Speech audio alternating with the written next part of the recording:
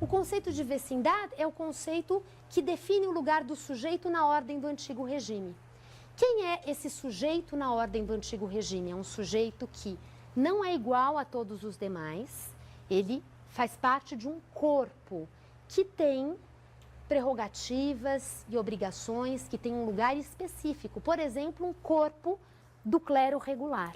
Aquele corpo do clero regular é um lugar que define a situação daqueles indivíduos que a ele pertence no conjunto do corpo social. E os corpos que convivem nesse grande corpo do império, da monarquia, são desiguais. O vecino se insere em um corpo específico. Ele é um camponês, ele é um padre, ele é um senhor feudal, ele é depois um nobre.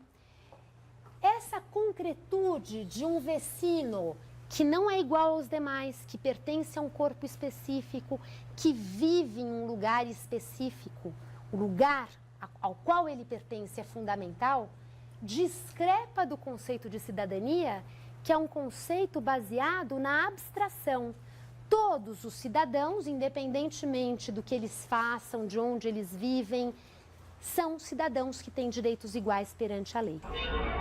Essa ideia da igualdade, da universalidade, em oposição a um vecino onde quem o sujeito é na sua experiência cotidiana, no lugar onde ele se insere no seu cotidiano, implica também nos seus direitos, nas suas prerrogativas.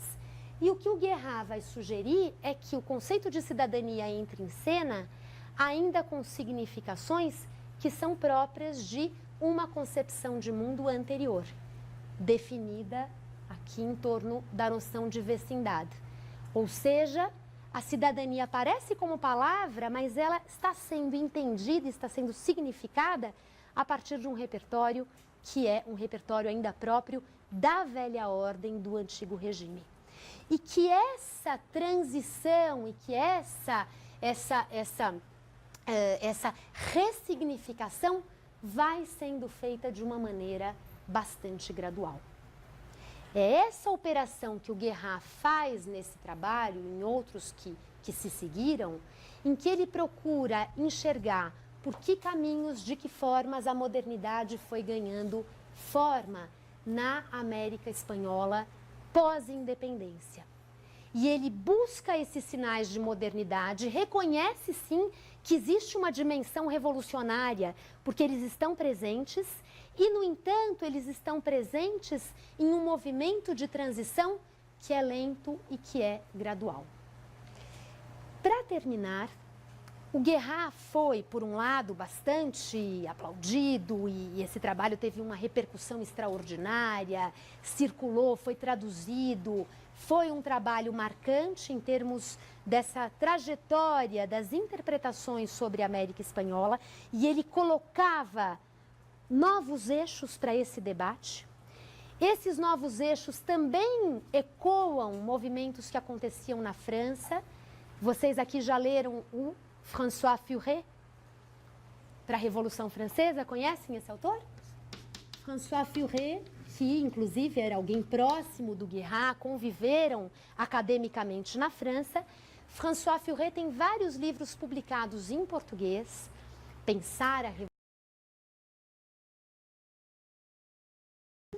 em que o Furet se contrapõe a toda a historiografia tradicional que pensou a Revolução Francesa, principalmente a historiografia marxista, chamando a atenção para o seguinte: a Revolução Francesa não estava predestinada a ser uma revolução liberal, a não ser uma revolução social, mas a anunciar uma revolução social que viria depois, que seria a Revolução Russa.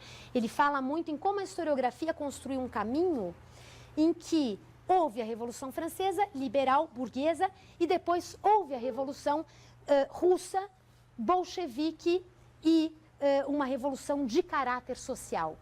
E que sempre se leu a Revolução Francesa como uma antessala daquilo que viria depois, imprimindo-se nela sentidos que não estavam dados. Então, só antes de você falar, imprimindo nela sentidos que não estavam dados. A Revolução Francesa, vai dizer o Furet, tem que ser vista na sua imponderabilidade.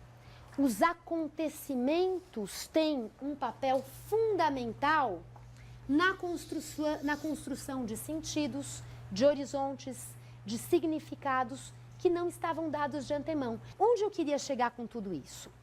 Que o François-Xavier Guérin, muito em diálogo com o François Furet, que era um autor que ele admirava, um autor que ele tinha como interlocutor, ele de alguma forma também faz um trabalho aqui nesse seu livro, que é um trabalho de quebrar com todas as concepções de verdades pré-estabelecidas, de influências pré-estabelecidas, de processos com sentidos pré-estabelecidos.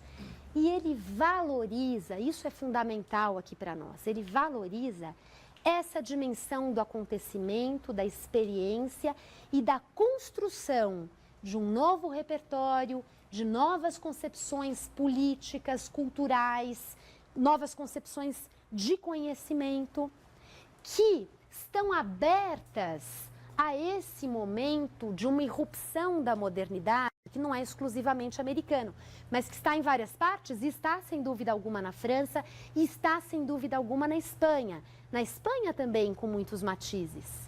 Ele também vai falar da Espanha com esse mesmo tom.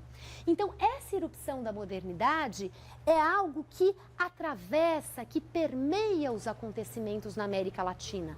Mas o que ele insiste em dizer é que essas coisas que atravessam não estão carregando e modelando de uma forma a priorística os processos. Esses processos estão em aberto, esses processos são marcados pelos acontecimentos, pela experiência de decodificar, de reelaborar, de dar sentido. E esse esforço de decodificar, de se apropriar, mas às vezes se apropria e dá um sentido que não é necessariamente aquele que está sendo empregado por um autor X na França. Esse processo é um processo bastante gradual, bastante lento, em que o novo vocabulário, novo eu digo em termos de moderno, liberal, ilustrado, entra em cena, mas ele entra em cena muitas vezes ainda carregado de sentidos que são fiéis ao velho repertório, que são fiéis à velha ordem. E isso não significa que tudo tenha parado aqui, quer dizer, o Cidadania é só pro forma, não é só pro forma. Ele está sendo ancorado a esse novo momento da história hispano-americana, de ruptura com a Espanha, de guerra, de se pensar quem vai mandar, quem não vai, qual é o território, qual é a Constituição, que tipo de Constituição nós queremos, qual é o lugar dos escravos, dos índios.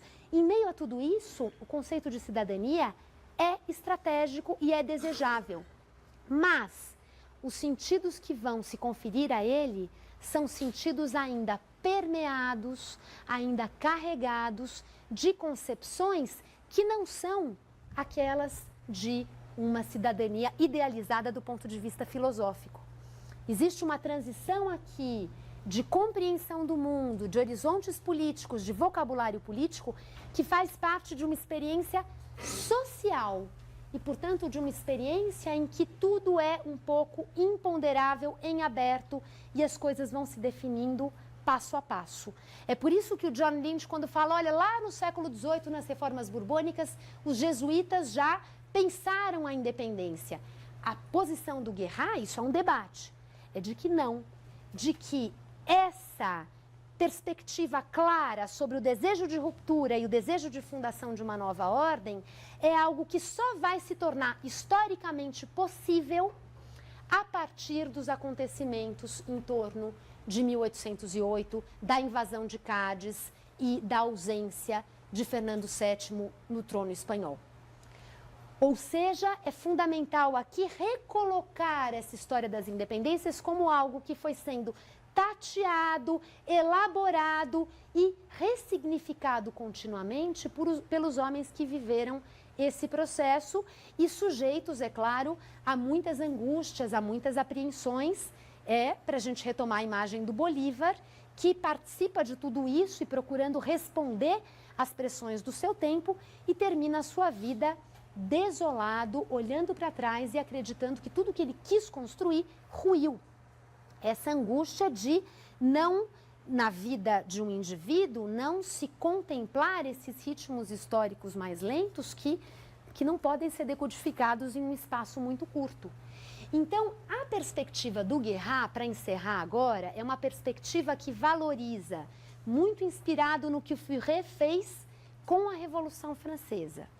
Quem aqui nunca leu Furet deveria ler, porque ele, como historiador, ele desarma certas verdades com muita sagacidade, é uma aula de historiografia.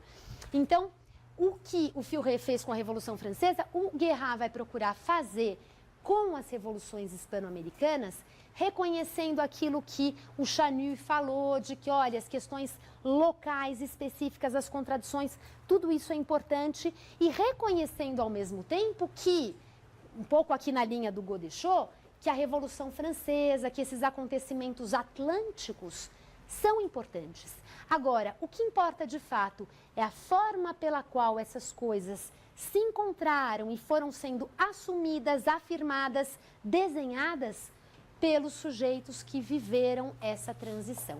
E essa transição para o Guerrat é uma transição que vem de um mundo tradicional rumo a um mundo moderno, e na transição as coisas são muito polissêmicas, ou seja, os sentidos têm um arco de variedade, e esse arco vai sendo moldado aos poucos. Um arco de possibilidades de significação que está dado pela experiência histórica. E essa experiência vai ao mesmo tempo interagindo, vai ao mesmo tempo ajudando a fortalecer certas significações em detrimento de outras. Última consideração que eu quero fazer ainda sobre o Guerrat, é uma coisa que eu tinha começado a falar e interrompi. O Guerrat, por um lado, o livro foi muito bem recebido e muito discutido e se tornou uma matriz para muitos trabalhos que se fizeram desde então sobre o tema das independências hispano-americanas. E, por outro lado, ele foi muito criticado. Por que é que ele foi muito criticado? Porque, de alguma forma, ele reiterava uma velha perspectiva de que a América Espanhola estava mais apegada à tradição do que à modernidade.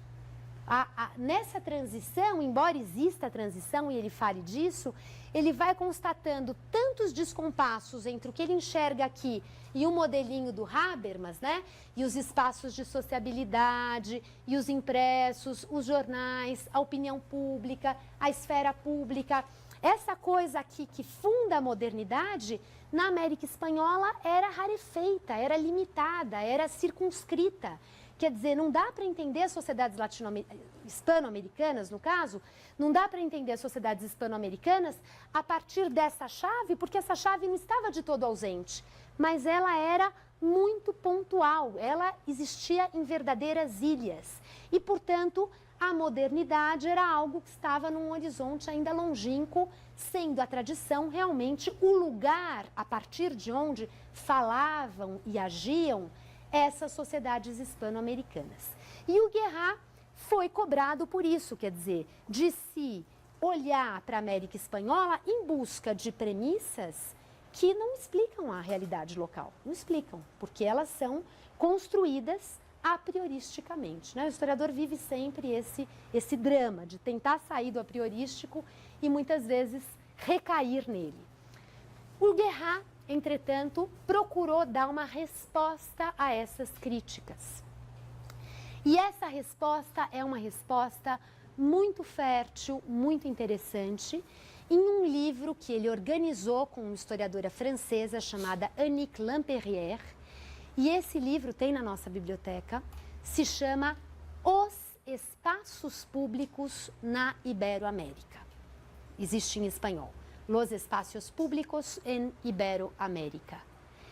Esse livro é um livro em que o próprio título sugere, o Guerrat abraça uma noção que vem sendo produzida por todos os críticos do Habermas, não só pelo Guerrat, em que a noção de esfera pública tão engessada, burguesia, cafés, jornais, letrados, vai passar a reconhecer outros sujeitos e outras formas de discussão política que não necessariamente se enquadram nisso. Ou seja, os espaços públicos, no plural, indica um reconhecimento da heterogeneidade, da pluralidade de situações em que a modernidade, a república, a crítica também podiam se construir.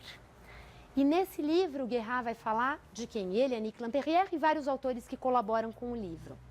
De mulheres, de homens iletrados, de populações rurais, que não necessariamente frequentavam um café e liam um jornal, mas que frequentavam as pulperias, que eram bares.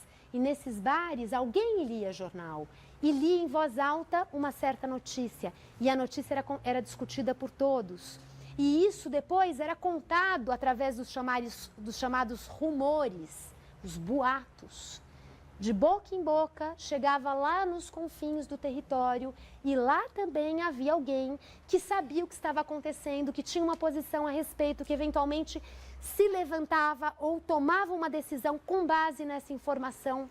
Ou seja, a circulação de informações que estaria na origem da construção dessas relações políticas modernas, liberais, ilustradas, não necessariamente dependeram desse universo organizadinho de burguesia, de jornal, de café, mas essa construção das relações políticas e culturais modernas e liberais também entrou em cena por outras brechas, por outros caminhos, que passavam pela oralidade, não só pelo escrito, que passavam pelas imagens, não só pelo texto, que passavam por sujeitos, por homens de diversos grupos sociais, de diversas realidades sociais que não eram burgueses. Até porque o conceito de burguesia é sempre um conceito bastante complicado para se pensar sociedades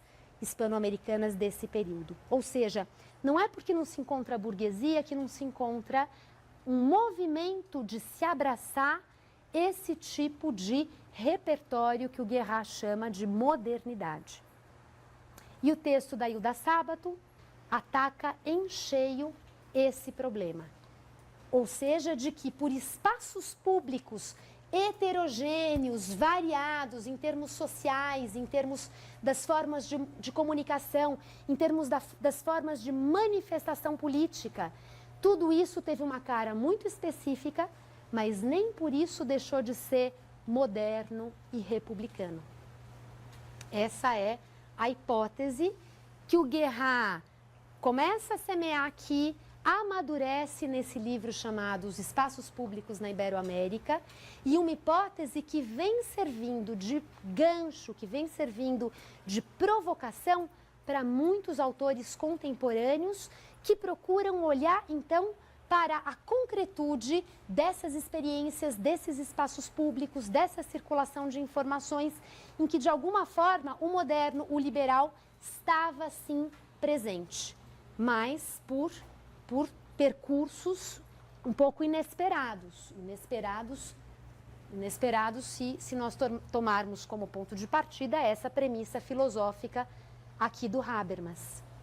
Então, nós temos hoje todo tipo de historiografia que vai discutir o cotidiano no Uruguai durante as guerras de independência. O que significava viver em Montevidéu durante as guerras de independência? Que experiência é essa? O outro livro que vai se perguntar, que está na História da Vida Privada no Chile, coleção História da Vida Privada no Chile. E para as empregadas domésticas, para as serventes do lar? O que significou a independência? O que mudou nas relações de trabalho dentro do lar, dentro do espaço da família no Chile do século XIX? E vai se perguntar que experiência é essa, que concretude da noção de liberdade, de igualdade da república se expressa dentro do lar. Vocês já podem até imaginar qual é a conclusão do autor em relação a isso, né? Mas então, a historiografia hoje vem explorando esses muitos caminhos abertos, que às vezes são super específicos, né?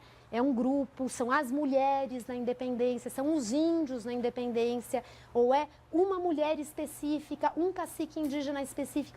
São caminhos bastante ramificados Isso tem a desvantagem de nos afastar das grandes interpretações, né, e ramificar às vezes demais. Por outro lado, essas ramificações são a única forma possível de se alcançar essa concretude das experiências sociais.